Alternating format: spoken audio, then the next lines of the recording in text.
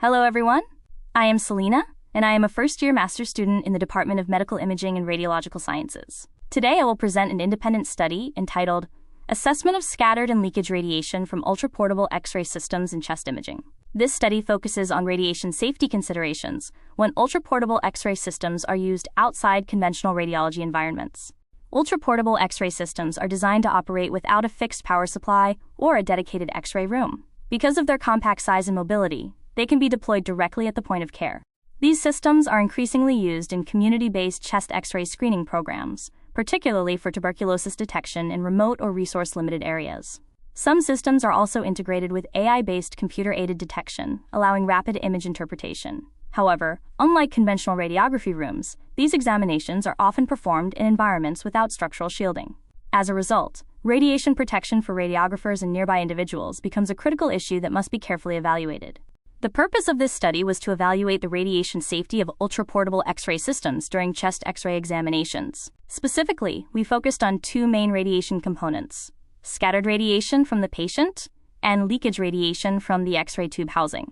We assessed potential radiation exposure to radiographers and to the surrounding environment. In addition, we aimed to verify whether the estimated annual doses remain below internationally recommended dose limits, including 1 millisievert per year for the public and 20 millisieverts per year for occupational exposure. This study was performed in a controlled laboratory environment using an ultrasound thorax phantom to simulate a human patient. 4 ultraportable X-ray systems that met WHO and IAEA recommendations were tested under identical exposure conditions. 3 types of radiation doses were measured in this study. First, entrance skin dose, or ESD, was measured to represent the X-ray tube output.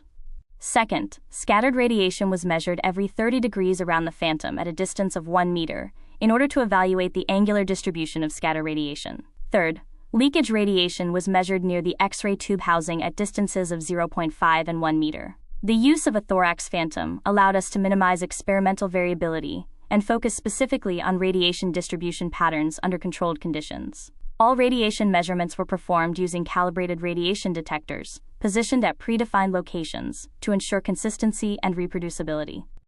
After collecting the dose measurements, annual radiation doses were estimated using the inverse square law to account for the decrease in radiation intensity with increasing distance from the X-ray source. First, the measured dose per examination was converted into a yearly cumulative dose by multiplying it by the total number of examinations performed per year.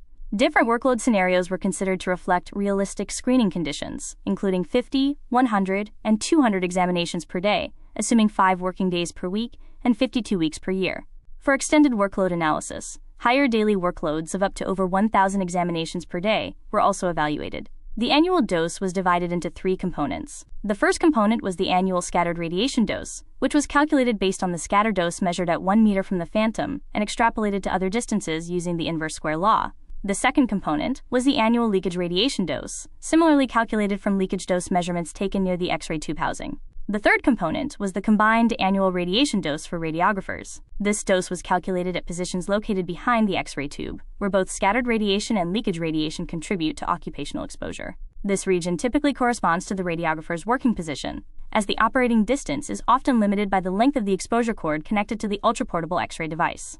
Combined radiation doses were estimated at distances of 1 meter and 2 meters behind the X-ray tube under various exposure settings, including 90 kilovolts, tube currents ranging from 1 to 10 milliampere seconds, and source-to-skin distances of 1.0 and 1.8 meters. For each condition, scattered and leakage doses per examination were measured or extrapolated, and the total combined dose was calculated using the inverse square law. Finally, when a 0.25 millimeter lead apron and a thyroid collar were assumed to be used, a correction factor of 1/5 was applied to the calculated dose, representing an approximate 80% reduction in radiation exposure. In summary, this calculation framework allowed us to estimate annual occupational radiation exposure as a function of operator distance and daily workload during ultraportable X-ray operation. This slide shows the angular distribution of scattered radiation measured around the phantom. In this study, 4 ultraportable X-ray systems were tested under the same exposure setting of 90 kilovolts and 2.5 milliampere seconds. Scatter dose per examination was measured every 30 degrees at a distance of 1 meter from the phantom. In addition, operator distance was defined as the sum of the source-to-skin distance and the distance from the X-ray tube to the operator position. 2 source-to-skin distances were evaluated, namely 1 meter and 1.8 meters, which represent typical working conditions during chest X-ray examinations with ultraportable systems. Figures A and B present the angular scatter dose distributions measured under these two SSD conditions. Panel A corresponds to an SSD of 1.8 meters, while Panel B shows the results when the SSD was reduced to 1 meter. As expected, the scatter dose increased when the X-ray tube was positioned closer to the phantom, which is consistent with the inverse square law. In figures C and D, the same data are displayed in polar coordinates, making it easier to visualize the angular variation of scattered radiation around the patient. The highest scatter doses were observed behind the X-ray tube at approximately 180 degrees, and near the detector edges at about 30 and 330 degrees. In contrast, the lowest scatter doses were found in front of the detector at 0 degrees, and at the lateral positions of 90 and 270 degrees. These results clearly demonstrate that scattered radiation is not evenly distributed around the patient. This anisotropic distribution forms the basis of the bunny-shaped isodose maps shown on the next slide, which translate angular scatter measurements into practical guidance for safe working distances. This slide translates the angular scatter measurements from the previous slide into spatial isodose maps, commonly referred to as the, quote, bunny pattern. Here we can see how the angular scatter data are transformed into isodose lines representing yearly radiation exposure. Each red contour indicates the minimum distance from the phantom, at which the annual scatter dose remains below 1 millisievert, under different workload scenarios of 50, 100, and 200 examinations per day. The resulting distribution forms a characteristic bunny-shaped pattern. The chin of the bunny points toward the X-ray tube at around 180 degrees, while the ears appear near the detector edges at approximately 30 and 330 degrees. These regions correspond to the directions with the highest scattered radiation. In contrast, the lateral sides of the phantom, between about 60 to 90 degrees and 270 to 300 degrees, show much lower radiation levels, indicating relatively safer regions for operator positioning. This bunny-shaped appearance reflects the anisotropic nature of scatter radiation, which is influenced by patient backscatter and the geometry of the X-ray system. When comparing the two panels, reducing the source-to-skin distance from 1.8 meters to 1 meter does not change the overall shape of the distribution, but it significantly increases the spatial extent of higher-dose regions. For example, at a workload of 50 examinations per day, the minimum distance required to keep the annual scatter dose below 1 millisievert ranged from approximately 2.6 to 4.5 meters. When the workload increased to 200 examinations per day, the corresponding safe distance extended to roughly 5 to 9 meters. These maps, therefore, provide intuitive and practical guidance for identifying safer working positions during ultraportable X-ray examinations. They also clearly demonstrate that increasing distance is one of the most effective radiation protection strategies for any X-ray tube. Both scattered radiation from the phantom and leakage radiation from the X-ray tube housing contribute to the total occupational dose. Under an exposure setting of 90 kilovolts and 2.5 milliampere seconds, with a source-to-skin distance of 1.8 meters, the results show that a radiographer standing behind the X-ray tube could safely perform approximately 35 examinations per day without wearing a lead apron. When a 0.25 millimeter lead apron was worn, the safe number of examinations increased to about 175 per day, demonstrating a 5-fold reduction in occupational exposure due to shielding. Furthermore, when the working distance was increased to 2 meters, the safe workload further increased to over 400 examinations per day. This highlights the strong protective effect of distance, which follows the inverse square law and does not require additional equipment. Overall, these findings clearly demonstrate that both lead shielding and increased distance play critical roles in reducing occupational radiation exposure and dramatically improving radiation safety during ultraportable X-ray operation. Overall, these results indicate that ultraportable X-ray systems can be safely used for community-based screening, provided that basic radiation protection principles are strictly followed, including time, distance, and shielding. Without adequate precautions, cumulative occupational exposure can exceed the annual dose limit of 20 millisieverts, even when the dose from a single examination is relatively low. In our study, this threshold could be reached with as few as 60 examinations per day, particularly at higher exposure settings, such as 10 milliampere seconds. In contrast, when ALARA principles are applied, by minimizing time near the X-ray source, increasing the working distance to around 2 meters, using appropriate exposure settings of approximately 2.5 milliampere seconds, and wearing standard lead protection, radiographers can safely perform more than 2,000 examinations per day while remaining within the annual occupational dose limit.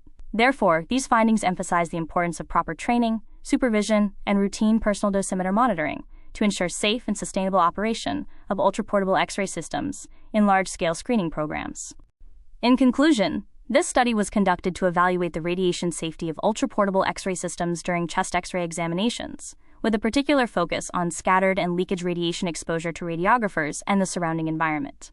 Our results demonstrate that although ultraportable X-ray systems are often operated outside traditional shielded X-ray rooms, they can be used safely and effectively for community-based chest X-ray screening, as long as basic radiation protection principles are correctly implemented. Both scattered and leakage radiation contribute to occupational exposure, especially in positions located behind the X-ray tube. However, the magnitude of this exposure is strongly influenced by distance and shielding. By maintaining adequate working distance and using standard protective equipment, such as a 0.25 mm lead apron and a thyroid collar, occupational radiation exposure can be kept well below international dose limits, even under relatively high workload conditions. These findings directly address the study objective of verifying compliance with dose limits for both radiographers and the public. Importantly, this study provides practical, evidence-based guidance for the safe operation of ultraportable X-ray systems in community-based screening programs. Simple and accessible protective strategies, such as increasing distance and using lead shielding, can significantly improve radiation safety without compromising clinical efficiency.